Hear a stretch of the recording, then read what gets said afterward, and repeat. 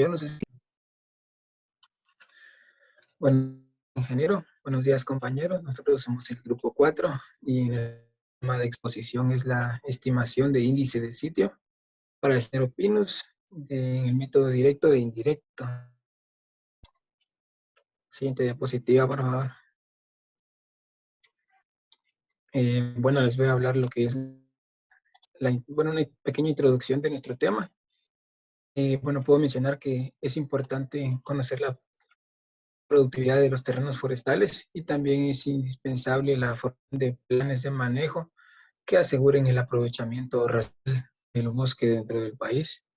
Así también la calidad del sitio, o sea, el lugar donde está el bosque, constituye una medida de la productividad de un área, ya que si el sitio es el adecuado, obtendremos buenos resultados o un buen aprovechamiento. Además, algo muy importante que debemos saber es que no es posible tomar decisiones válidas de tipo silvícola si no se hace referencia a la calidad y a otros parámetros del bosque. O sea que no podemos decidir que se establezca un bosque, que es el momento indicado para realizar un aprovechamiento, un lugar donde no hemos realizado estudios todavía. Y sin embargo, en el país no se cuentan con suficiente información de esto para el manejo adecuado de recursos forestal. Por tal motivo, muchos de los aprovechamientos forestales son realizados de manera incorrecta o incluso de forma ilegal. Siguiente, por favor.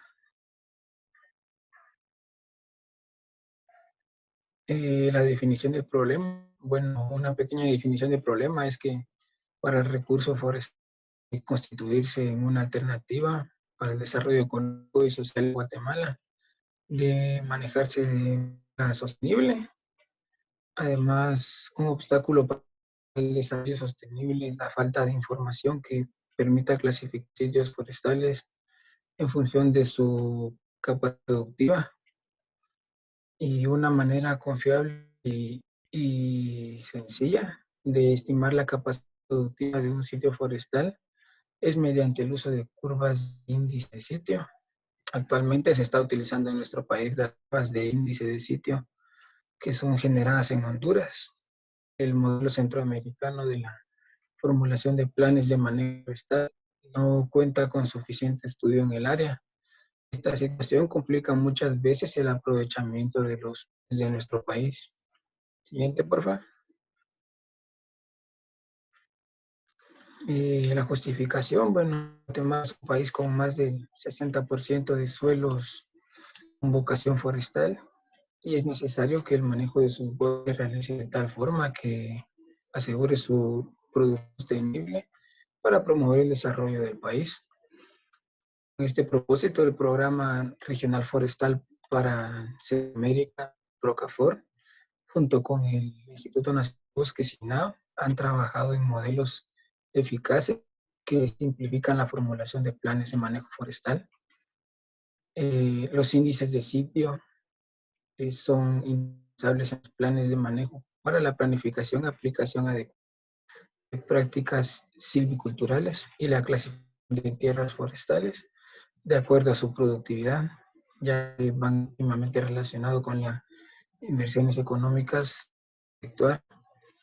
Además, sirve como base para obtener estudios como tablas de crecimiento, rendimiento, determinación del turno por especie, entre otros. Y se considera necesario e importante generar curvas de índice de calidad de sitio para árboles de género Pinus. En el país, por ser una de las especies más distribuidas en el territorio y de mucha importancia en las regiones en las que se siembran. Las familias de curvas pueden utilizar para formular planes de manejo que estén acorde a las condiciones de la región, asegurando una producción óptima, sostenida y económica rentable. Siguiente, por favor.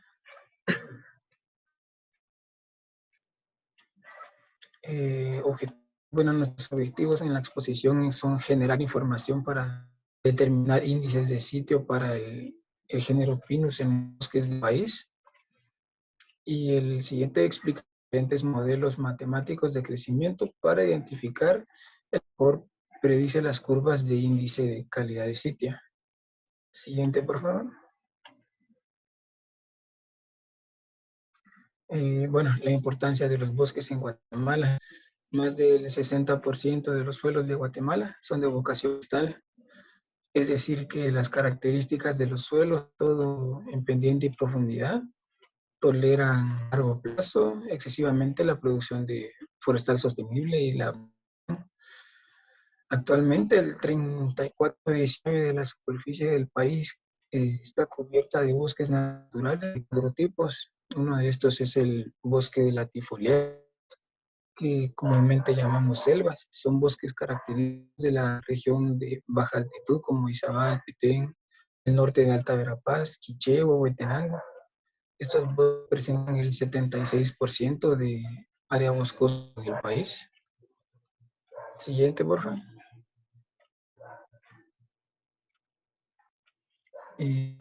Los bosques mixtos, constituidos por bosques de tierra y latifoliados, esencialmente pinos y encinos. Los bosques representan el 7% del área boscosa. Tenemos también los bosques manglares, que están constituidos por especies de hoja ancha, características especiales de establecer zonas costeras en relación dinámica con el agua. Los bosques manglares ocupan alrededor de 16 hectáreas, lo que equivale al 0,4% del área boscosa del país. Además, otros tipos de bosque que menos representativos se encuentran en el país, como son el bosque nuboso, que está en la Sierra de las Minas, en la parte alta de algunos volcanes, y el bosque seco en ciertas zonas del suroriente del país. Siguiente, por favor. A ver, en el que más nos vamos a enfocar es en el bosque de coníferas. Estos están constituidos por bosques de especies coníferas como pinabeter, ciprés y varias especies de pinos. Cubren aproximadamente el 15% de la boscosa del país. Estos bosques de coníferas son menos diversos que los bosques latifoliados y a pesar que cubren menos áreas, estos son los mayores proveedores de madera para consumo interno. El Pinus o carpa forma parte de 20 especies de pino identificadas que se distribuyen naturalmente en Guatemala. Es la especie conífera más difundida en el país, siendo conocida como pino colorado o pej, entre otros. Alcanza alturas considerables en buenos suelos de hasta 40 metros o más, mientras que en suelos malos no se desarrolla más de 25 metros. Es usado para la obtención de madera y leña y es muy recomendado para la reforestación en zonas amplias. eh, Dentro de su ámbito, ser muy resistente y crecer inclusive en suelos poco fértiles. Posee alto porcentaje de regeneración natural. Bueno, en las costas en Guatemala, vastas áreas tropicales a gran altitud del mundo fueron despojadas de su vegetación autóctona y hoy en día sufren de erosión acelerada y se deterioraron sus cuencas hidrográficas, especialmente el trópico, bueno, todo lo que es Latinoamérica, donde las tierras altas de pobladas desde el centro de México hasta el centro de los Andes por mucho tiempo han sido objeto de una tala excesiva de bosque que ha hecho disminuir la productividad del terreno hoy en día. Estas áreas tienen necesidades críticas de forestación para proveer la estabilización de sus cuencas hidrográficas y satisfacer la demanda de productos forestales que está aumentando rápidamente. Además, en ninguna parte la necesidad de conservar los bosques naturales sobrevivientes como fuentes de semilla para la forestación es más apremiante que en tierras altas de Guatemala, porque Guatemala es pocas regiones que tienen tierras altas tropicales en las cuales están bien presentadas las coníferas. Además que de géneros de coníferas como son el Abies, Cuprés, Juniperus, Pinus, Bocarpus, Taxodium y Taxus, que abarcan 17 especies en las tierras altas de Guatemala. Ninguna otra tan baja se caracteriza por una variedad tan grande de coníferas. Las coníferas de las tierras altas de Guatemala. Bueno, el término con se emplea para referirse a los miembros del orden coníferales, Pinus caribea y Podocatemalensis. Son las únicas coníferas autóctonas de Guatemala, pero no se encuentran en tierras altas, o sea, de 1500 metros de altura. En México y Guatemala hay más especies del género Pinus que cualquier otra región de extensión comparable.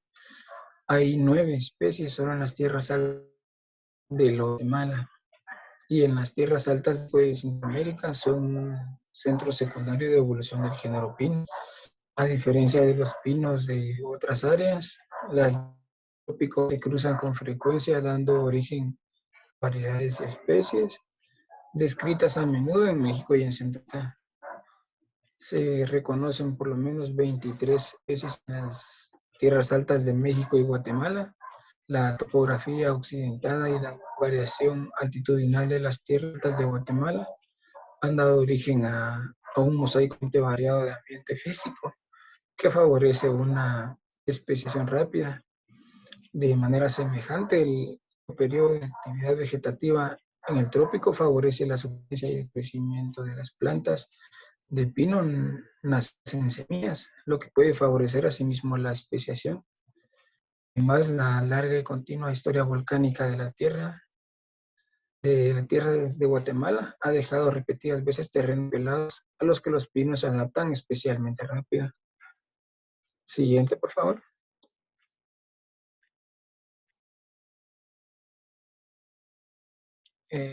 Pino de mayor importancia, el Pinus ayacate, es el pino de mayor valor en Guatemala por la relativa facilidad con que se puede trabajar su madera blanda con las herramientas de carpintería rudimentarias. Este es un árbol grande que normalmente alcanza por lo menos 35 metros de altura y a veces de 45 metros. El diámetro a la altura del pecho de los ejemplares más grandes es de 2 metros.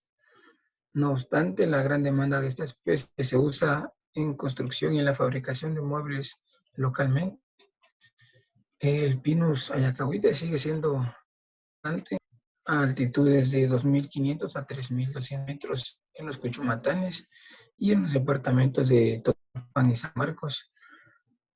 Las demás especies de las tierras altas de Guatemala pertenecen a la sección Diploxilon, o sea, al grupo de los pinos maderas duras.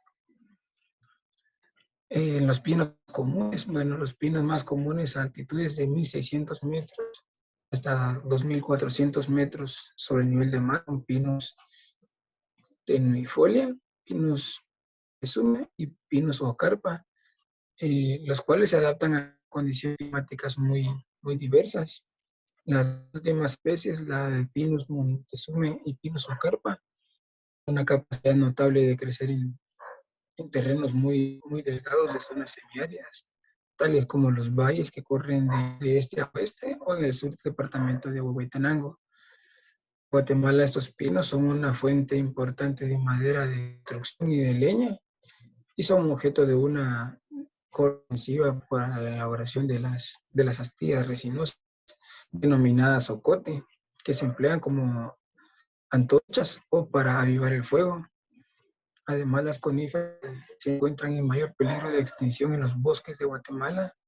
Bueno, la que más se encuentra en peligro de extinción es Abies guatemalensis. Este árbol suele alcanzar una altura de 45 metros y era uno de los más comunes en las tierras altas del oeste en el siglo XIX y todavía era realmente abundante en los años 40 en sitios húmedos, pero hoy es sumamente escasa.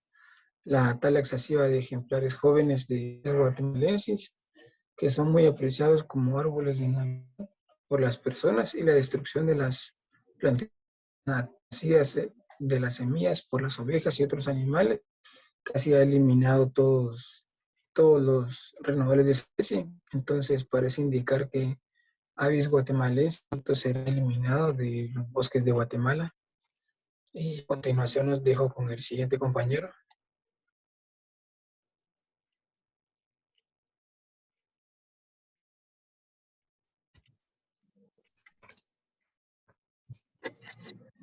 Buenos días, y siguiendo con la exposición, pues les voy a hablar sobre la importancia de los bosques. Los bosques cumplen con muy importantes funciones y entre ellos es que aseguran la provisión de bienes tales como el agua, el oxígeno, alimento, medicina, leña y madera. También con servicios que generan medios de vida y fuentes de trabajo para la población guatemalteca. Conservan la biodiversidad y constituyen herramientas importantes para enfrentar el cambio climático. También mantienen importantes procesos ecológicos, entre ellos podemos encontrar de especial interés el secuestro de carbono como parte de su ciclo biológico. Los bosques tienen la capacidad de absorber dióxido de carbono de la atmósfera y estos lo incorporan a la estructura como biomasa. Considerando que el dióxido de carbono es el principal gas de efecto invernadero, los bosques actúan como un enorme sumidero de carbono, contribuyendo a la mitigación del cambio climático. Estos ecosistemas también han sido identificados como la principal herramienta para la adaptación a través de la regulación hidrológica, la regulación de la erosión, la protección de cuencas y el control de inundaciones. Siguiente diapositiva, por favor. Acá podemos notar lo que son los bosques de Guatemala. En Guatemala, los bosques actualmente conforman el 34.19% de la cobertura del país y se encuentran altamente amenazados por la deforestación y la degradación, ocasionados principalmente por el cambio de uso del suelo, la ganadería extensiva, la demanda de leña como fuente energética y la extracción ilegal de madera. El Instituto Nacional de Bosques, INAB, a través de los programas de incentivos forestales, PINFOR, PINPE y recientemente ProBosque, estos programas fomentan la preservación e incremento de la cobertura boscosa a través de acciones en las que se encuentran, como por ejemplo el establecimiento y mantenimiento de las plantaciones forestales, conservaciones de bosques naturales, la restauración de ecosistemas degradados, el manejo forestal sostenible. El INAV lo que hace es promover acciones para el manejo forestal sostenible, restauración del paisaje forestal, protección de los bosques para la protección de los ecosistemas y biodiversidad, así como acciones que mejoran la calidad de vida, seguridad alimentaria y desarrollo socioeconómico de las poblaciones que dependen de los bosques. En concordancia con principios de sostenibilidad forestal y ambiental, de esta manera las acciones dirigidas a la preservación e incremento de la cobertura boscosa de Guatemala contribuye directamente a la mitigación de los efectos del cambio climático. La importancia que tiene esta la importancia económica que tiene esta en el sector forestal es que la economía de los bosques de Guatemala reside por un lado en el abastecimiento de bienes maderables, con lo cual se cubre la mayor parte de la demanda del mercado. Es un mercado interno de la industria forestal, estimado alrededor entre los 800,000 metros cúbicos por año. Y la demanda de leña como material de combustible, estimado en 1 metro cúbico per cápita por año. Por otro lado, esta provisión de bienes no maderables y los servicios ambientales vinculados a los bosques. En las cuentas nacionales no se tienen cuantificados los aportes en términos económicos de todos los bienes no maderables y servicios ambientales generados por el sector forestal, beneficio de la sociedad guatemalteca. Sin embargo, la determinación del valor económico, dentro del cual está más contenido más del 55% de la cobertura forestal del país, se ha estimado que el valor anual de los bienes no maderables y servicios ambientales del SIGAP es estimado a 252 millones de dólares anuales. En las áreas protegidas y biodiversidad, el 27.6% del territorio guatemalteco está cubierto por áreas protegidas legalmente declaradas. Presenta la distribución de las áreas protegidas en Guatemala en las 6 categorías de manejo reconocidas internacionalmente.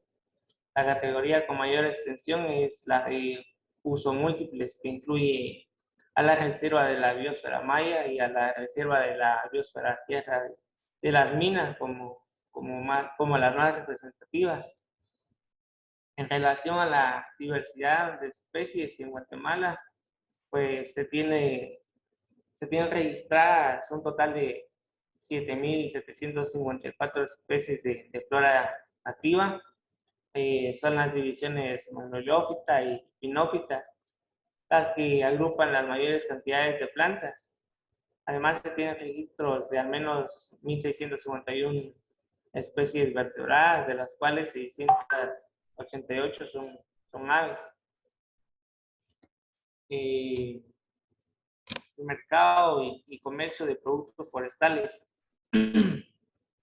Aquí podemos encontrar lo que son el mercado nacional, el mercado internacional y pues el mercado de servicios ambientales.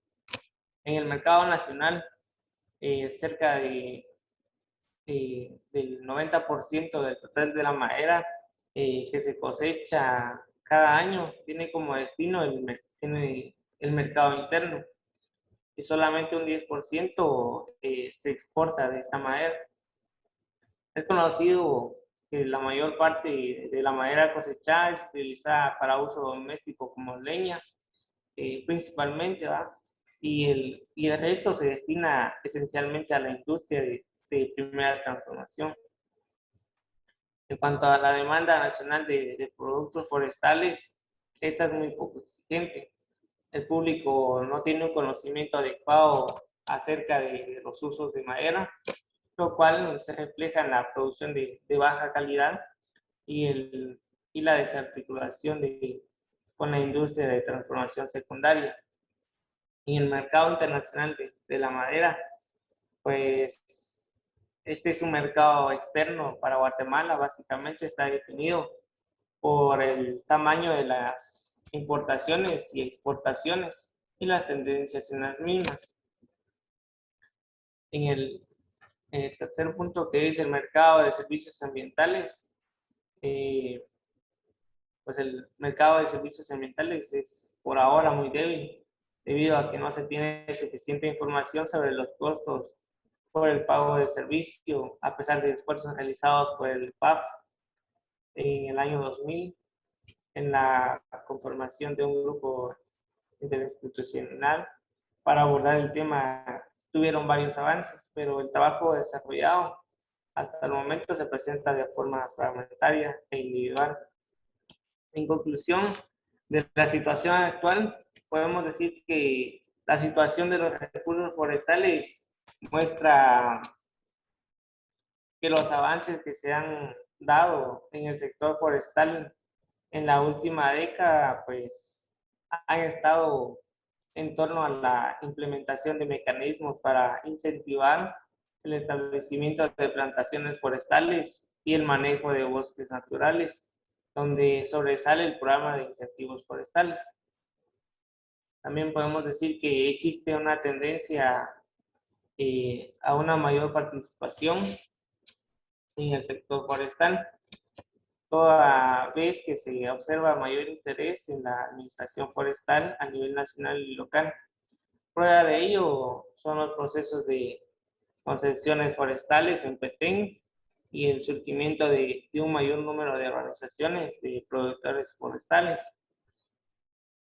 La producción forestal mantiene como principales productos para la exportación de madera lo que son muebles de madera, manufactura, el subrubro madera cerrada, elaborada, se ha constituido como el principal aportador al valor de las exportaciones a partir de 2020, de 2001, perdón. La mayor cantidad de la producción forestal maderable se destina al, al mercado nacional, el cual es poco exigente en calidad. Gracias. Les dejo a mi siguiente compañero.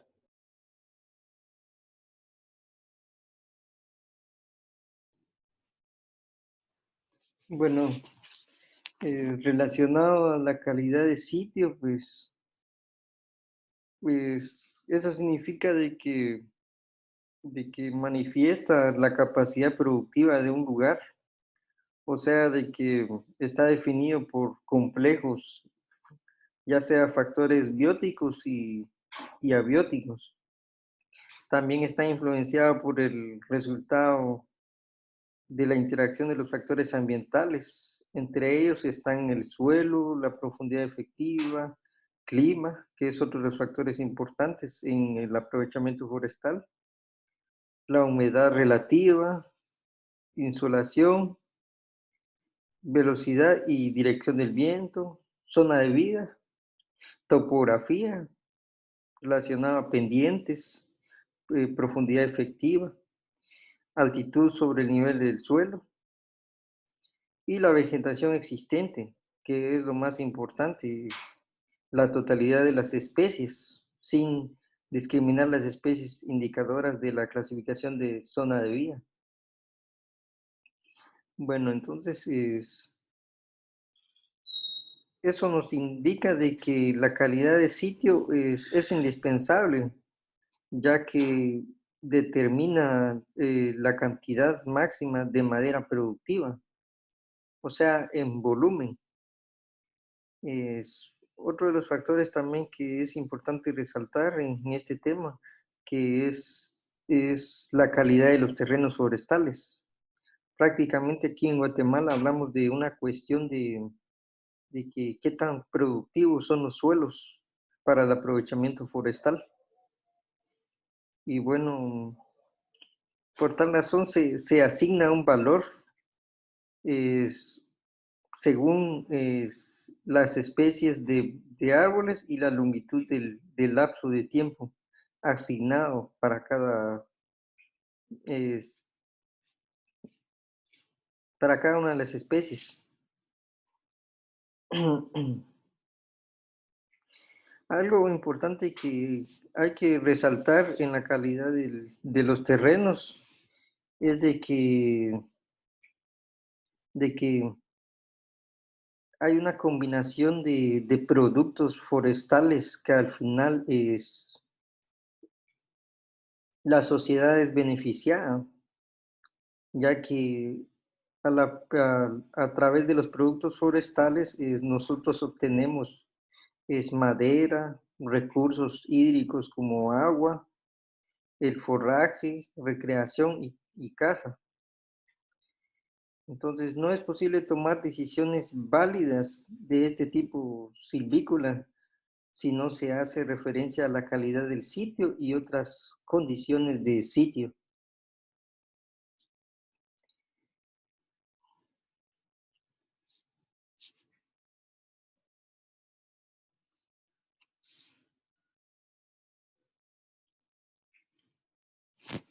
La productividad es, es importante resaltar esto. ¿Qué tan productivo es nuestro área de trabajo? Porque cuando se habla de aprovechamiento forestal, resaltamos esta parte.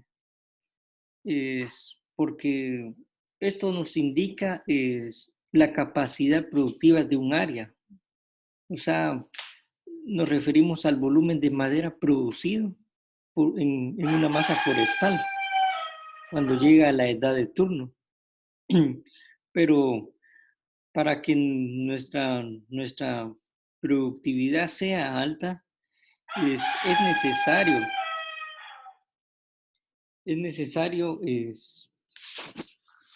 verificar nuestro suelo, textura, profundidad efectiva, pendiente, el porcentaje de pendiente, porque como ustedes saben de que no en cualquier suelo se puede producir. Entonces es necesario tomar en cuenta estos factores, los factores bióticos y abióticos que ayuden al desarrollo del aprovechamiento forestal.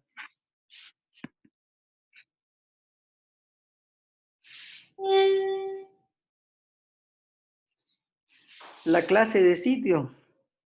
Bueno, en esta parte voy a explicarles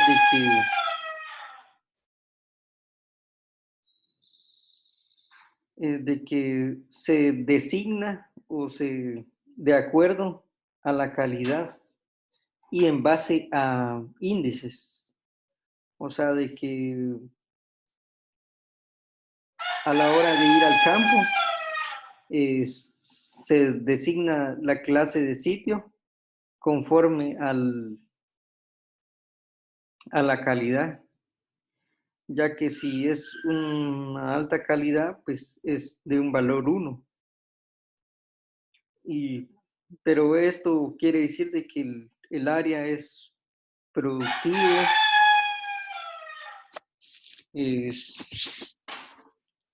posee las condiciones adecuadas para una reforestación, buena calidad sería la segunda clase. Como tercer inciso, tenemos la calidad regular y por último, la baja calidad.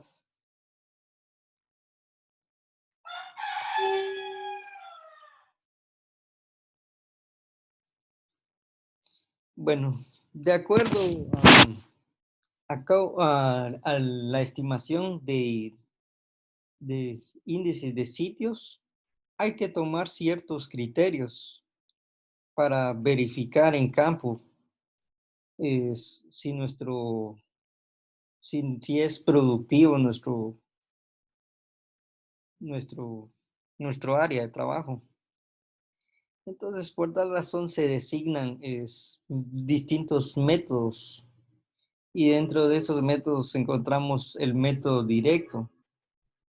Prácticamente esto se basa en datos obtenidos en una masa boscosa natural o establecida.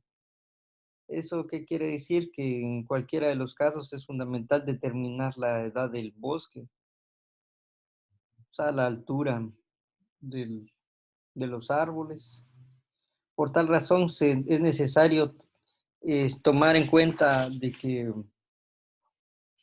que se tiene que estimar un promedio de altura, en donde se hacen las mediciones, donde al azar se toman 100 plantas y se saca un promedio de altura.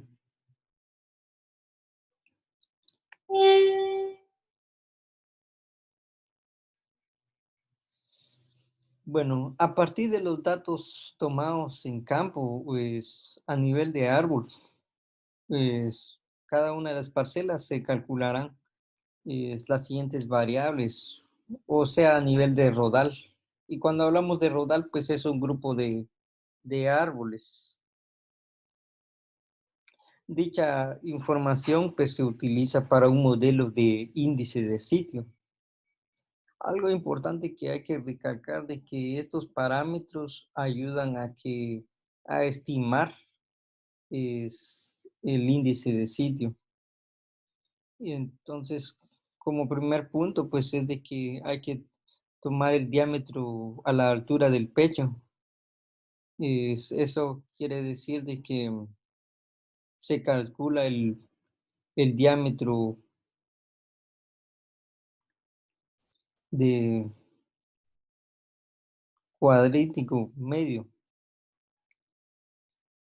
Como segundo punto, pues tomamos la altura dominante.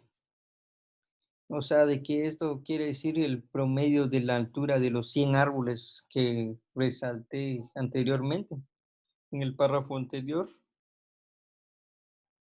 de 100 árboles más altos, dominantes en altura por hectárea. Eso con la finalidad de verificar o de estimar el índice de sitio.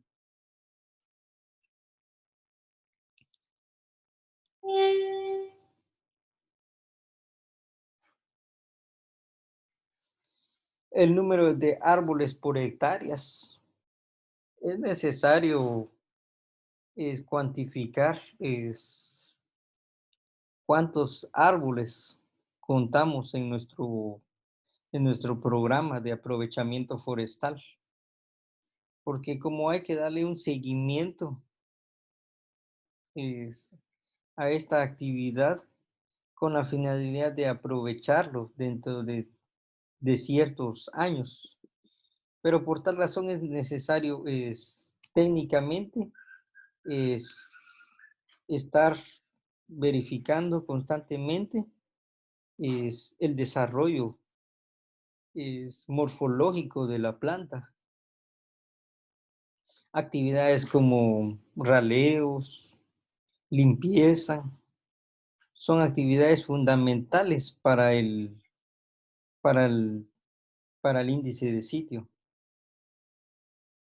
La edad del rodal en años es una de las actividades que se realiza en el índice de sitio. El área basal por hectárea, o sea, cuánto tenemos en metros cúbicos de madera. El área de cada parcela y la fecha de plantación. Como ustedes saben de que a la hora de involucrarse en estas actividades forestales, hay cierto punto en donde la planta tenemos que realizar ciertas actividades, como ya es el aprovechamiento forestal. Entonces, por tal razón es necesario tomar en cuenta la fecha de plantación y en un cierto tiempo darle seguimiento y por último aprovecharlo. Bueno, otra de los puntos importantes que vamos a resaltar en nuestra exposición es los métodos indirectos.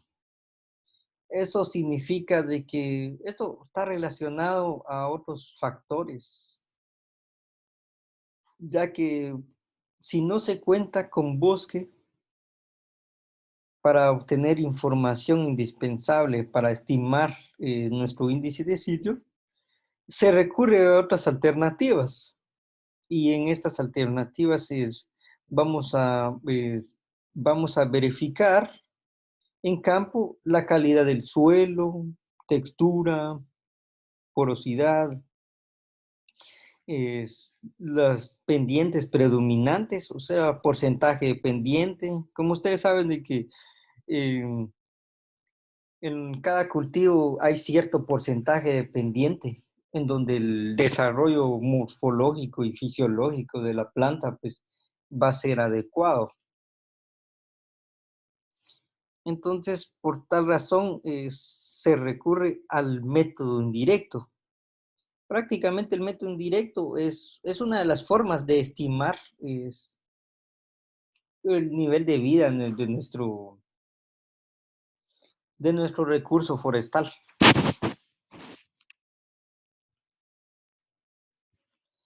Bueno, y en el método indirecto aquí está relacionado o involucrado el suelo sitio.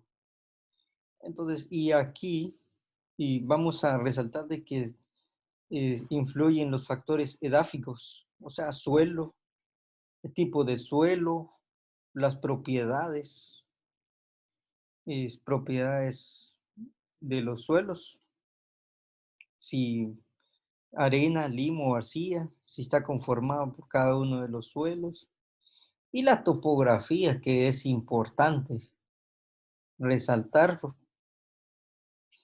cómo está nuestro terreno topográficamente. Y bueno, dentro de estas variables es necesario también es tomar en cuenta el drenaje, composición y grado de pendiente. ¿Por qué? Porque como les decía anteriormente, de que para, bueno, relacionado a aprovechamientos forestales o actividades forestales, es necesario verificar también si como estas son plantaciones, son extensiones grandes, hay que darle seguimiento y técnicamente tenemos que darle seguimiento y verificar también estas partes importantes para que nuestra planta pues, se desarrolle de la mejor manera.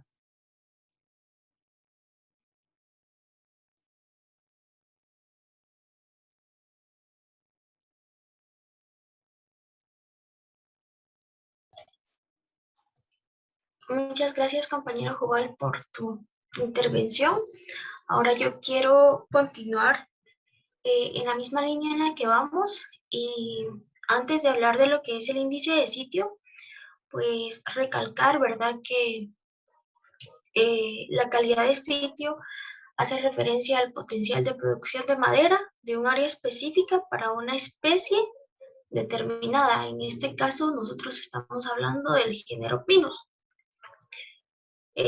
Para la calidad de sitio existen varios métodos para su determinación, los directos y los indirectos, entre los cuales el índice de sitio forma parte de los métodos directos porque se evalúa la cantidad de sitio a través de alguna característica de los individuos de la especie que tenemos de interés y cuando estas también crecen bajo el lugar que queremos estudiar. Entonces, para ello, vamos a hablar de lo que es el índice de sitio, que se refiere a la altura dominante alcanzada por un rodal a una edad base. Quiere decir que a una mayor altura dominante existe mejor calidad de sitio porque hay condiciones adecuadas para que la especie crezca y mantenga su vigorosidad.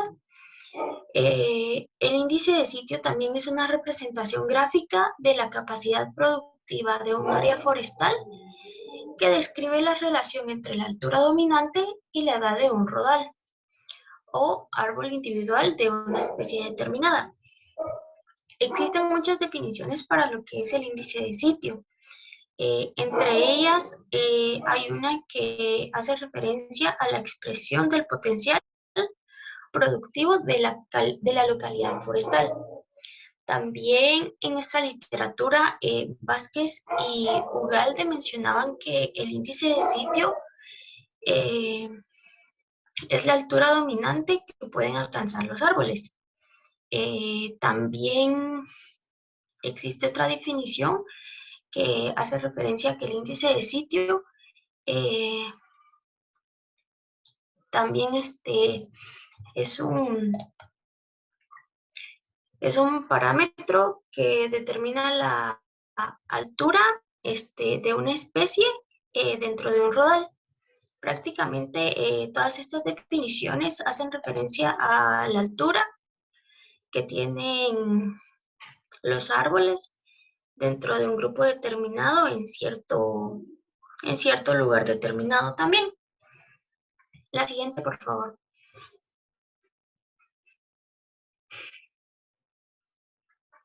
Bueno, existen ciertos criterios para seleccionar la edad base de los árboles o de la especie que nosotros queremos estudiar, como por ejemplo que sea suficientemente grande como para permitir distinguir diferentes índices de sitio para tener una mejor precisión. Es decir, que la especie o el rodal que estamos trabajando pueda tener un mejor análisis desde el punto de vista en altura, por así decirlo, y que esto no nos complique a tener que estar analizando la especie así en general, sin tomar en cuenta los árboles que son de mayor altura, ¿verdad? También que esta especie que nosotros queremos estudiar se ubique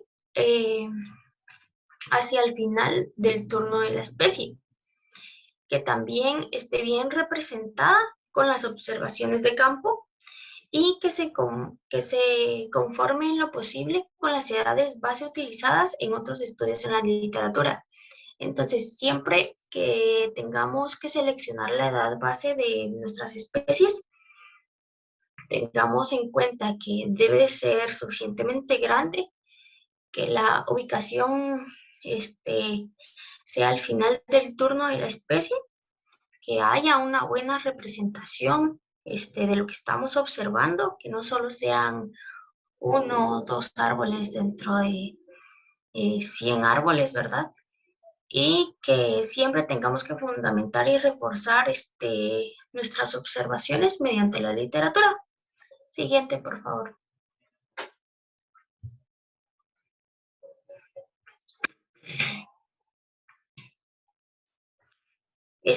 Para la determinación de la altura dominante,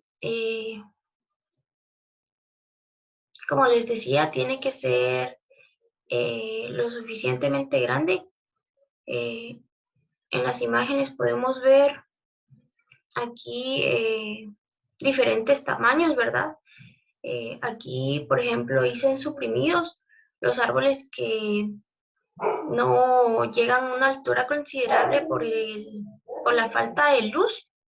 Los árboles jóvenes que están en crecimiento, los codominantes que se encuentran a una altura considerable y los dominantes que serían, por ejemplo, los árboles que nosotros queremos estudiar. Siguiente, por favor.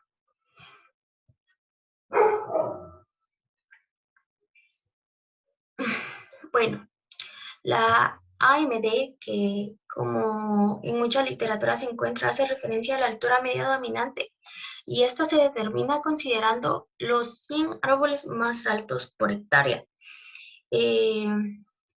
Esto porque se estima que el primer componente dentro de cada modelo de crecimiento debe ser una estadística que represente el potencial de la especie por crecer en diferentes sitios. Esta estadística es muy utilizada como variable independiente en las ecuaciones para estimar el diámetro, altura y densidad actual. Dicha estadística es el índice de sitio. Por eso les decía que cuando tengamos que analizar en un bosque todos los árboles que nosotros queremos estudiar y encontrar la edad base, tenemos que tener una cantidad suficiente y que tampoco sea que se exceda, ni que tampoco sea no considerable, porque esto nos llevaría a cometer demasiados errores, ¿verdad? Entonces es considerable tomar en cuenta 100 árboles por hectárea para con esto poder tomar una altura media dominante. Y como ya les decía, tener siempre fundamento teórico para observar en años anteriores si la altura media dominante es igual o similar a la que hemos estado trabajando en otros años, ¿verdad? Siguiente, por favor. Bueno, Las curvas de índice de sitio son muy importantes para determinar cuál es el crecimiento que están teniendo nuestras especies en cierto lugar, ¿verdad?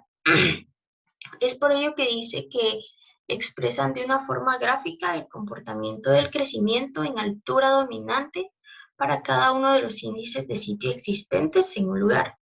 Esto quiere decir que no existe solo un índice de sitio para un lugar que sea muy grande. Pueden haber varios. Y de esta manera, calcular el índice de sitio y obtener las curvas de índice de sitio por medio de la altura media base. Y también estas curvas muestran la edad en la que crecen los árboles a determinado tiempo. Conforme van creciendo, vamos contando la edad y vamos tomando en cuenta su altura, ¿verdad? Para tener así un análisis prácticamente estadístico que nos puede ayudar a determinar la altura que van a tener en el futuro y la altura que también tuvieron en el pasado, ¿verdad? Estas curvas expresan, como les decía, el comportamiento gráfico de la altura de la especie, y para obtener las diferentes gráficas que tenemos aquí existen ecuaciones, ¿verdad?, que nos ayudan a determinar el comportamiento que van a tener nuestras especies. Pero antes de ello, quiero hablarles de dos tipos de curvas que existen. Siguiente, por favor. Bueno, existen dos variantes, como les decía, para determinar el índice de sitio, que son las curvas anamórficas y las curvas polimórficas. Estas toman en cuenta la edad y la altura de nuestras especies.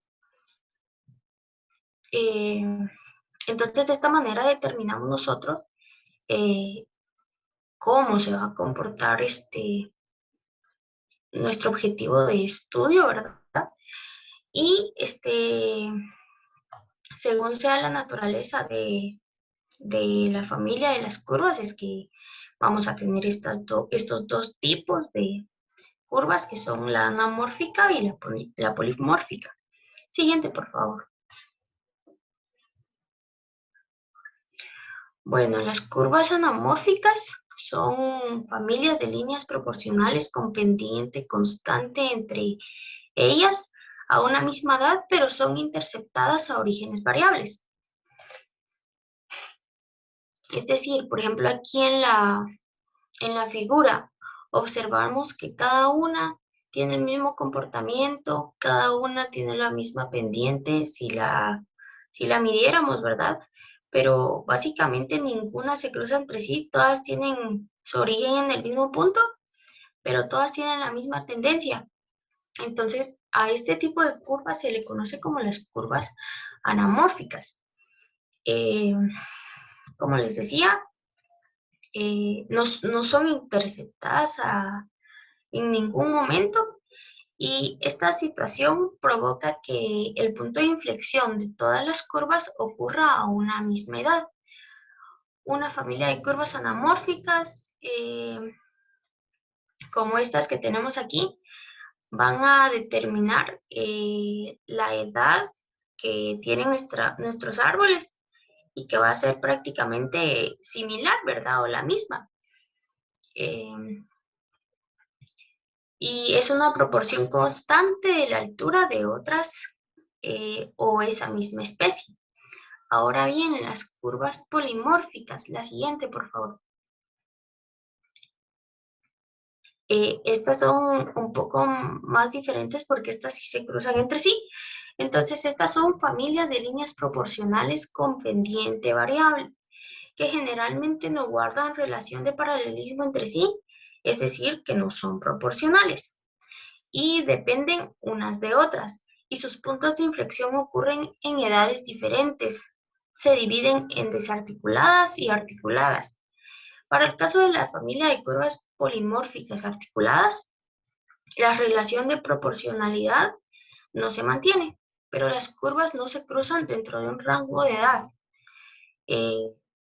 Para esta imagen que observamos aquí en el cuadrito, vemos ciertas líneas punteadas, unas que están punteadas más largas, otras que sí son líneas. Y esto es porque, como decía aquí, cada una toma en cuenta diferentes edades, obviamente diferentes alturas, pero no tienen la misma pendiente. Todas están a diferentes niveles, a diferentes escalas, y cada una depende de la otra. Si no está la primera, que está a cierta edad, la siguiente tampoco va a estar, ni la siguiente ni la que está hasta arriba, ¿verdad? Porque cada una tiene puntos de inflexiones a edades diferentes, pero sí son necesarias entre sí. Estas curvas, como les decía, existen curvas desarticuladas y curvas articuladas, ¿verdad? Por la relación que tienen en la proporcionalidad y que en dado caso no se van a cruzar en un rango de edades. Estas curvas desarticuladas también mantienen relación de proporcionalidad constante y a la vez no constante, porque pueden interceptar a otra dentro del rango de edad de interés, lo que les decía. Llegan a un punto en el que no se cruzan y de repente la tocó a otra curva, ¿verdad? Entonces, mantienen una relación de proporcionalidad casi no constante. Y la construcción de las curvas del índice de sitio puede realizarse por métodos gráficos, como lo vemos aquí en este recuadro, y por análisis de regresión lineal, ¿verdad? Si nosotros tomáramos en cuenta cada edad, cada dato que tuviéramos de los 100 árboles que estamos muestreando, tendríamos aquí puntos a diferentes niveles, en diferentes lugares, ¿verdad? Y tendríamos que usar varios métodos para poder sacar estas gráficas de las curvas polimórficas y anamórficas. Siguiente, por favor. Bueno, como les decía, existen varios métodos para la construcción de estas curvas y entre ellos tenemos el método de la curva guía, el método de diferencia algebraica, el método de predicción del parámetro. Y estas pueden construirse con datos de altura de edad provenientes de cálculos de parcelas temporales, cálculos acerca de los árboles muestra de parcelas permanentes y análisis troncales. Bueno, siguiente, por favor. Bueno, entre los modelos más usados para la construcción de curvas de índice de sitio, en la literatura observamos que habían cerca de 16 modelos para realizar las gráficas de las curvas de índice de sitio, ¿verdad? Pero aquí presentamos solo las que son más utilizadas porque según el análisis de varianza que se realiza, esas no cometen mucho error y son más confiables y seguras que otros métodos en los que los parámetros que se tienen que estimar, bueno, son los mismos, pero cometen mucho error al momento de hacer el análisis, ¿verdad? Este primer modelo es el modelo de Schumacher y toma en cuenta el logaritmo natural de la altura dominante, que luego, ¿verdad?, de realizarlo se tiene que despejar.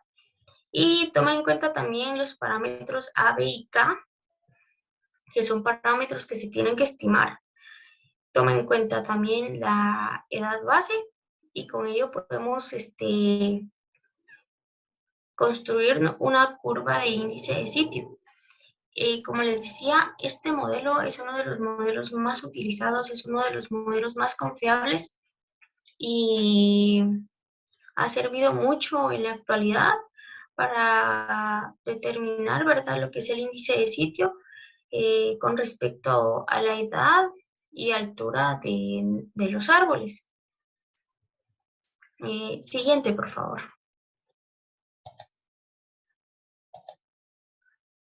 Otro modelo que se usa mucho es el modelo de Bachmann, en donde también tomamos en cuenta, ¿verdad?, lo que queremos encontrar, la altura dominante,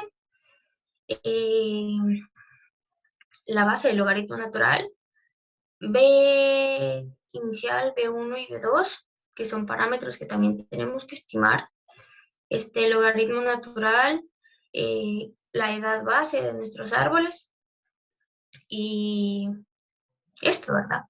Este otro modelo, según unas investigaciones que revisamos conjunto con mis compañeros, observábamos que el primer modelo que les mostré anteriormente es el modelo mejor utilizado. Sin embargo, este modelo de Bachmann también es muy utilizado para construir curvas de índice de sitio y porque no arroja mucho error en el análisis de varianza y da resultados muy efectivos, ¿verdad?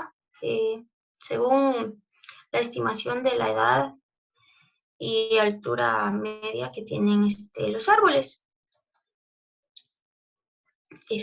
También, siguiente, por favor.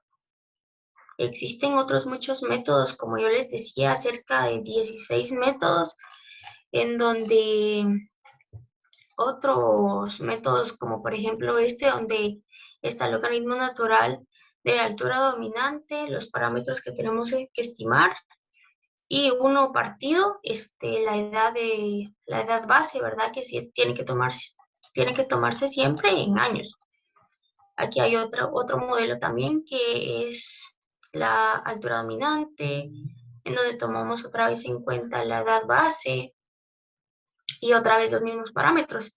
Cada uno de estos modelos toma en cuenta los mismos parámetros, la edad, la altura, y lo que cambia prácticamente en cada uno es el logaritmo natural y los cuadrados, ¿verdad?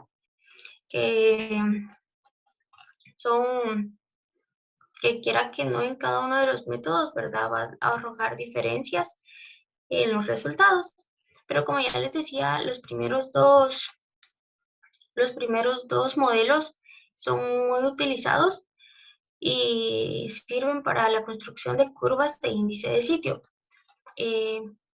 También se utiliza mucho lo que es el análisis de regresión lineal para la construcción de curvas de índice de sitio, pero tenemos que hacer uso de los modelos que ya les dije anteriormente. Como conclusiones, yo quería agregar, ¿verdad?, que se debe de utilizar el modelo de Schumacher y Buchan porque predicen de manera adecuada y acertada el crecimiento del género Pinus y presenta un ajuste mayor según muchas investigaciones y errores menores, ¿verdad? Y es muy recomendado para la construcción de curvas de índice de sitio. También existen otros modelos que puede que sean buenos, pero no arrojan, no son tan acertados, pero podría decirse que sí se puede recomendar, como es el modelo de Naslund, que hace referencia a la altura. Igual a la edad base en años dividido el parámetro A más el parámetro B por la edad en años multiplicado por 2. Este modelo de Nass-Lund puede ser un modelo alternativo para la construcción de índice de curva de índice de sitio, siempre que se tenga el cuidado de observar que el ajuste de los modelos de cada sitio sea específico, ¿verdad? Por eso les decía que a veces se cometen errores cuando uno calcula la edad o los parámetros, y es mejor utilizar los primeros dos modelos, el de Schumacher y el de Boca, para realizar estas curvas. Y una última conclusión que les quiero dar es que las curvas de índice de sitio o de calidad de sitio presentan condiciones de crecimiento del género Pinus en cierta área de estudio, ¿verdad? No podemos decir que la curva que estamos utilizando para Alta Verapaz va a ser la misma que en Baja Verapaz, por ejemplo, porque son lugares diferentes, y como bien sabemos, la calidad de sitio hace referencia a condiciones adecuadas, incluyendo el clima, el suelo, la topografía, y no, básicamente, Alta Verapaz y Baja Verapaz no son lo mismo, ¿verdad? Entonces, hay que tener mucho cuidado a la hora de usar lo que son las curvas de índice de sitio para estimar, ¿verdad?, el crecimiento de cierta población de árboles. Y solamente. Muchas gracias, compañeros.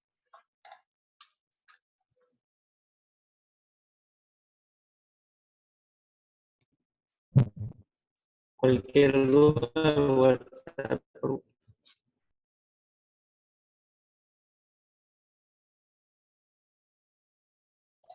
Cualquier duda pueden escribirnos al chat de WhatsApp para poder responder a sus inquietudes.